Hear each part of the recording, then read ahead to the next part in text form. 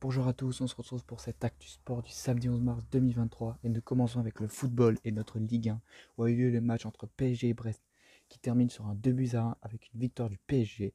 Cela a commencé avec un but de Carlos Soler, puis un but de Franton Conora qui permet à Brest d'égaliser et de croire en la victoire.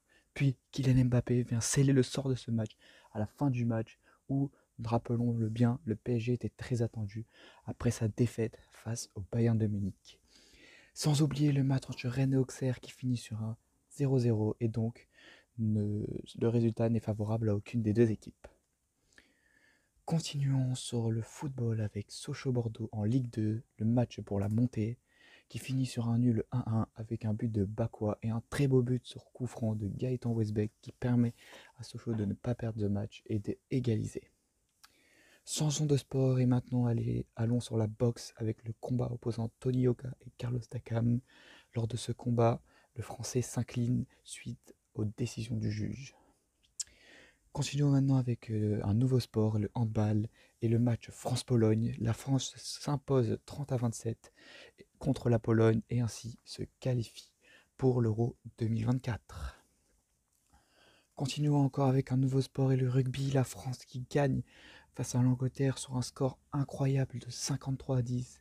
Et cela fait rentrer donc la France dans l'histoire, qui n'a jamais gagné avec autant de points d'écart l'Angleterre en Angleterre, sachant que les Français n'avaient pas gagné à Twickenham depuis 2005. Et n'oublions pas aussi le match Italie-Pays de Galles qui termine sur une victoire du Pays de Galles.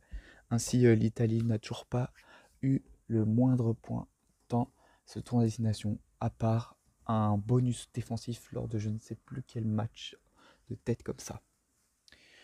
Continuons maintenant avec le tennis et le Indian Wells, où notre Française Caroline Garcia gagne 2-7-1 face à la Hongroise Dalma Galfi.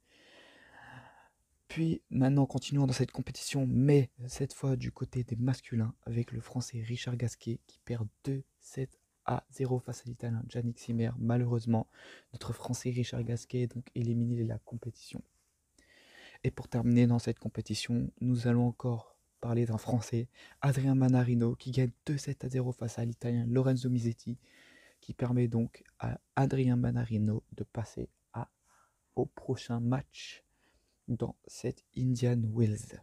Et maintenant, pour terminer, allons sur le vélo avec le Paris-Nice et la 7e étape où le Slovaque Tadej Pogačar a